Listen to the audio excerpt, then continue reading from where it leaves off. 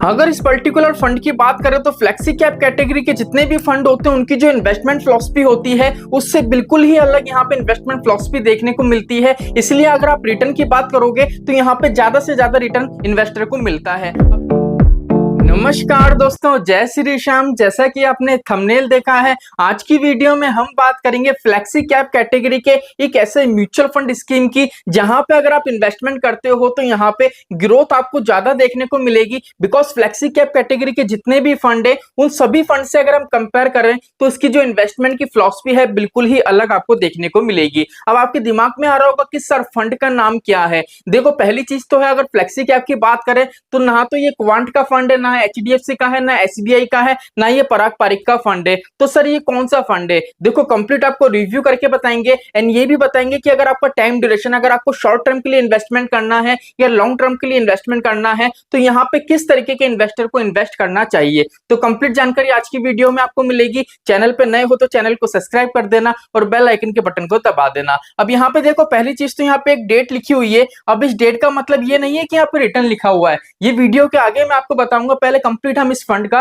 Review कर लेते हैं। अगर हम इस पर्टिकुलर फंड की बात करें तो हमारा जो ये फंड है ये है जेएम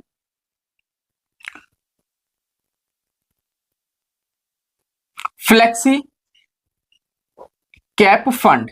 ठीक है, यहाँ पे हमारा जो फंड निकल के आता है वो जेएम फ्लेक्सी कैप फंड निकल के आता है। अगर इस पर्टिकुलर फंड की बात करें तो फ्लेक्सी कैप कैटेगरी के जितने भी म्यूचुअल फंड हैं उन सभी से अच्छा इसने परफॉर्म करा है और काफी ज्यादा यहाँ पे रिटर्न बना के दिया है। अगर रिटर्न के मामले में बात करें तो देख लीजिए, 6 मंथ का रिटर्न है वो 24% का रिटर्न है, 1 ईयर का रिटर्न है 60% से ज्यादा का रिटर्न है, अगर 3 साल का रिटर्न देखें तो 31% से ज्यादा का है, अगर ऑल टाइम का रिटर्न देखें तो वो भी इसका कैटेगरी के हिसाब से देखें तो काफी बेटर रिटर्न है, 20% से ज्यादा का। अब यहाँ पे बात ये आती है कि सर अगर हम बात करें फ्लेक्सी कैप कैटेगरी की तो यहाँ पे देख लीजिए इतना ज्यादा मात्रा में जो रिटर्न मिल रहा है वो क्यों मिल रहा है, इसकी इन्वेस्टमेंट फिलॉसफी किस तरीके की है जहां से हमको इतना ज्यादा ये रिटर्न जनरेट करके दे रहा है। तो देखो, पहली चीज तो ये है, अगर आप इस पर्टिकुलर फंड में अपना पैसा इन्वेस्ट करते हो तो आपका पैसा है ना सिर्फ और सिर्फ, अगर असेट्स एलोकेशन की बात करें तो इक्विटी के अंदर लगता है। ठीक है, अब फ्लेक्सी कैप कैटेगरी में क्या होता है, मोस्टली 65% होता है वो इक्विटी के अंदर लगना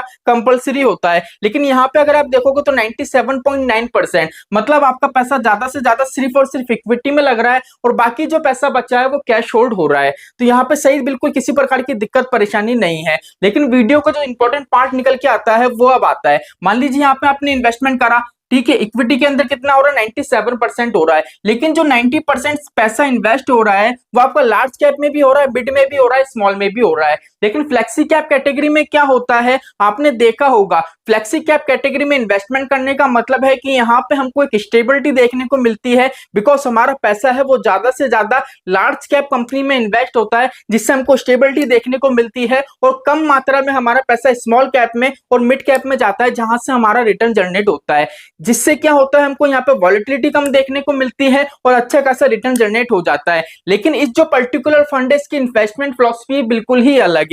वो अलग इसलिए है बिकॉज यहाँ पे अगर मार्केट कैप की बात करें तो लार्ज कैप में इसका जो इन्वेस्टमेंट है वो 37.87% का है, अगर मिड कैप की बात करें तो मिड कैप में इसका इन्वेस्टमेंट है 28.208% का, अगर स्मॉल कैप की बात करें तो यहाँ पे स्मॉल कैप में इसका इन्वेस्टमेंट है 37.04% का। अब आपने देखा होगा मोस्टली फ्लेक्सी कैप में क्या होता है, आपको रिस्क कम देखने को मिलता है बिकॉज यहाँ पे स्टेबल कंपनी में लार्ज कैप में ज्यादा पैसा इन्वेस्ट होता है। लेकिन यहाँ पे ये चीज देखो, आपको लार्ज कैप में कितना पैसा इन्वेस्ट हो रहा है, 37.87, लेकिन स्मॉल कैप की बात करें तो स्मॉल कैप में कितना हो रहा है, 37.04%, मतलब मुश्किल से पॉइंट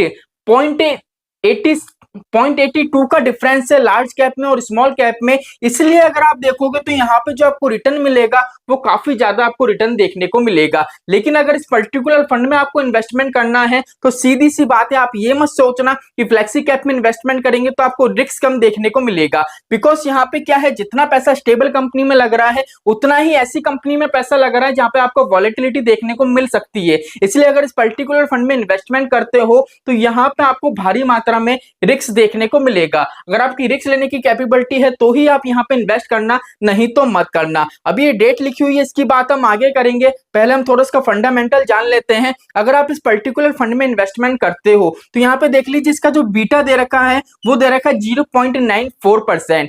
बीटा मोस्टली क्या होता है 1% के अंदर होता है, तो हमारा फंड है वो मार्केट से कम रिस्क लेके हमको रिटर्न बना के देता है। लेकिन आप यहाँ पे ये चीज देखो 1% के अंदर है, लेकिन कितना अंदर है 0.6, बस 0.6% का इसमें डिफरेंस है। बिकॉज यहाँ पे आपको थोड़ा रिस्क देखने को मिलेगा, बिकॉज यहाँ पे देख लीजिए आपका पैसा है वो स्मॉल कैप कंपनी में भी लग रहा है, इसलिए देख लीजिए यहाँ पे रिटर्न जो जनरेट हो रहा है काफी अच्छे खासे रिटर्न जनरेट हो रहा है। अगर हम इसके अल्फा की बात करें तो अल्फा की जो परसेंटेज आती है वो आती है 10.93। अगर हम इसको राउंड फिगर में देखें तो 11%, मतलब अल्फा का मतलब होता है इसका जो बेंचमार्क है, particular JM flexi cap fund है, इसका जो बेंचमार्क है अपने बेंचमार्क को कितने परसेंट से ये बीट कर रहा है, तो कितने परसेंट से बीट कर रहा है 10.93% से। इसका मतलब है इसका परफॉर्मेंस काफी अच्छा है, जो इसका एक पैरामीटर था बेंचमार्क था उसको भी काफी अच्छी तरीके से ये बीट कर रहा है। लेकिन एक चीज हमेशा ध्यान रखना, कोई भी पर्टिकुलर फंड अगर वो अपने बेंचमार्क से ज्यादा रिटर्न दे रहा है तो नॉर्मल सी बात है, अगर मार्केट में कोई क्रैश आता है ना तो अगर वो डाउन जाएगा ना तो अपने बेंचमार्क का जो रिटर्न है उससे थोड़ा बहुत ज्यादा मात्रा में डाउन जाएगा। इस पे मैं डिटेल वीडियो जल्द लेके आऊंगा जिससे ये कंसेप्ट भी क्लियर हो सके। अगर यहाँ पे पीबी रेशो की बात करें तो पीबी रेशो क्या होता है, पीबी का मतलब ये होता है प्राइस टू बुक रेशियो। इसका मतलब ये होता है कि जैसे यहाँ पे लिखा हो 4.17%, इसका मतलब है इसके अगर हम होल्डिंग देखें, अगर होल्डिंग की बात करें, अगर स्टॉक की बात करें तो देख लीजिए यहाँ पे सेक्टर लिखे हुए हैं। मतलब इस पर्टिकुलर फंड में अगर आप आपका पैसा इन्वेस्ट करते हो, जैसे मान लीजिए आज आपने 1000 रुपए इन्वेस्ट करे तो आपके 1000 रुपए फंड मैनेजर के पास जाएंगे, अब फंड मैनेजर उन पैसों को टुकड़े करेगा और इसकी जितनी भी होल्डिंग होगी, जितने भी स्टॉक होंगे इसके पोर्टफोलियो में, वहां पे आपका पैसा इन्वेस्ट करेगा। तो यहाँ पे पीबी का मतलब ये होता है कि आपके पोर्टफोलियो में जितने भी स्टॉक हैं उनकी जो बुक वैल्यू है उस बुक वैल्यू से कितना ज्यादा वैल्यू पे वो क्या कर रहे हैं, ट्रेड कर रहे हैं, वो वैल्यू यहाँ पे बताई जाती है। अगर मोस्टली ये परसेंटेज आपको 1% या 2% से ज्यादा मिले तो हमारा पर्टिकुलर फंड है वो अच्छा माना जाता है। अच्छा इसलिए माना जाता है क्योंकि जो पोर्टफोलियो के अंदर स्टॉक है वो अपनी जो बुक वैल्यू है, उनका जो एक प्राइस है उस प्राइस से भी ज्यादा वैल्यू पे मार्केट में ट्रेड कर रहे हैं, यहाँ से हमको ये चीज पता पड़ जाती है। चलिए चलते हैं नेक्स्ट के ऊपर। नेक्स्ट हमारा है शार्प रेशियो। शार्प रेशियो ये बताता है कि मोस्टली हमारा जो पर्टिकुलर फंड है, जैसे मान लीजिए आज आपने यहाँ पे 1000 रुपए इन्वेस्ट करे, फॉर एग्जाम्पल देख लीजिए, मान लीजिए आपने 1000 रुपए इन्वेस्ट करे, मान लीजिए 100 रुपए की यहाँ पे एनएवी है, फॉर एग्जांपल 100 रुपए की एनएवी नहीं है, बस मैं एग्जांपल के तौर पे बता रहा हूँ। तो यहाँ पे कितने यूनिट आपको अलॉट होंगे, 10 यूनिट। ठीक है, तो ये बताता है कि पर यूनिट पे, मान लीजिए इस 10 यूनिट पे आपको है ना 500 रुपए का रिटर्न मिला है। ठीक है, तो ये बताता है कि पर यूनिट पे इन्वेस्टर को रिटर्न देने के लिए मार्केट से कितना परसेंट पर यूनिट पे रिस्क लिया गया है। मान लीजिए अगर आपको 1000 रुपए का रिटर्न मिला है तो यहाँ पे ये बताया जाएगा इस रेशो के माध्यम से कि एक यूनिट पे 1000 रुपए का रिटर्न लेने के लिए मार्केट से कितना रिस्क लिया गया है एक यूनिट पे, ये चीज यहाँ पे मेंशन करी जाती है। अब वीडियो का सबसे इंपॉर्टेंट पार्ट है उस पर डिस्कस करते हैं, जिससे जहां पे देख लीजिए जो रिटर्न लिखा हुआ है ये भी आपको क्लियर हो जाएगा। अब यहाँ पे मैंने एक डेट मेंशन करी है जनवरी 2018 से लेकर अप्रैल 2023 और यहाँ पे एक परसेंटेज लिखी है 83.1%। अब सर इस परसेंटेज का क्या काम है, देखो यहाँ पे ये है, अगर हम इस पर्टिकुलर डेट की बात करें तो यहाँ पे एक परसेंटेज है, इस परसेंटेज का मतलब है कि यहाँ पे जो इन्वेस्टमेंट है सिर्फ और सिर्फ किसका है, लार्ज कैप का। मतलब जनवरी 2018 से लेके अगर हम अप्रैल 2023 की बात करें तो ज्यादा मात्रा में इस फंड ने कहाँ इन्वेस्ट कर रखा था, किस मार्केट कैप में इन्वेस्ट कर रखा था, लार्ज कैप में। कितना परसेंट कर रखा था, 83%, जो अभी के टाइम में आप देखोगे तो 37% है। अब चलिए कब तक का था, अप्रैल 2023 तक का। अब अप्रैल 2023 से अप्रैल को हटाओ, मई लो, मई 2023 से लेके अगर मई 2024 तक का हम डेटा देखें तो यहाँ पे देख लीजिए 1 ईयर का जो आपको रिटर्न शो होता है वो एकदम से बढ़ जाता है 60%। यहाँ पे 3 साल का रिटर्न आपको 31% दिख रहा है, लेकिन 1 साल का रिटर्न सीधे सीधे यहाँ पे बढ़ जाता है। क्यों बढ़ जाता है, बिकॉज यहाँ से पैसा जो 83% पैसा था लार्ज कैप में, यहाँ से पैसा निकला और क्या हुआ, लार्ज कैप की जो परसेंटेज थी वो कम हो गई और पैसा निकल के स्मॉल कैप में इन्वेस्ट हुआ, जिससे क्या हुआ, मार्केट में ऐसी कंपनी में पैसा इन्वेस्ट हुआ जहां पे वॉलेटिलिटी देखने को मिलती है और रिटर्न काफी अच्छा देखने को मिलता है। इसलिए अगर आप इसका 1 साल का रिटर्न देखोगे तो 60% का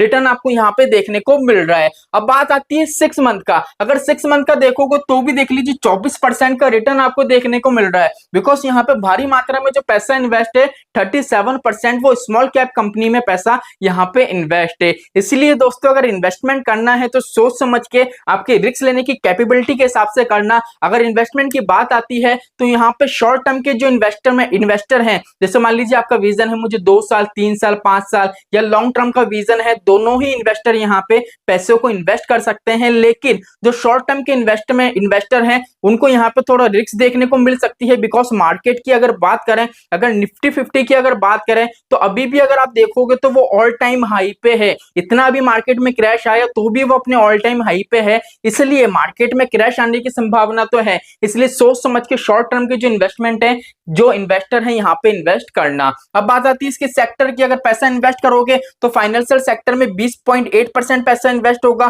कैपिटल गुड्स में होगा 13.7%, सर्विसेज में होगा 12.6%, कंस्ट्रक्शन में होगा 12.1% और एनर्जी में होगा आपका 8.4%। तो सेक्टर में किसी प्रकार की कोई कमी पेशी नहीं है, जितने भी सेक्टर हैं काफी अच्छे सेक्टर हैं और काफी बढ़िया सेक्टर हैं, काफी बढ़िया स्टॉक है, इसलिए किसी प्रकार की दिक्कत परेशानी नहीं आएगी। अगर आप मोस्टली जितने भी होल्डिंग्स होती है, जितने भी स्टॉक होते हैं, अगर उनको 1 बाय 1 अगर आप नहीं देख सकते हो तो कंप्लीट इन रेशो को अगर आप चेक कर लोगे, रेशो के हिसाब से जो हमारा रिटर्न है उसको कंपेयर करोगे, जो उसका बेंचमार्क का रिटर्न है उसको कंपेयर करोगे, जो उसका असेट्स एलोकेशन है, मार्केट एलोकेशन है, हम इन सब चीजों का एनालिसिस करोगे तो कंप्लीट आपको ये पता पड़ जाएगा कि पर्टिकुलर हमारा फंड कैसा है। तो चलिए आज के लिए इतना ही, मिलते हैं हमारे नेक्स्ट वीडियो में। जय श्री श्याम दोस्तों, जय श्री राधे।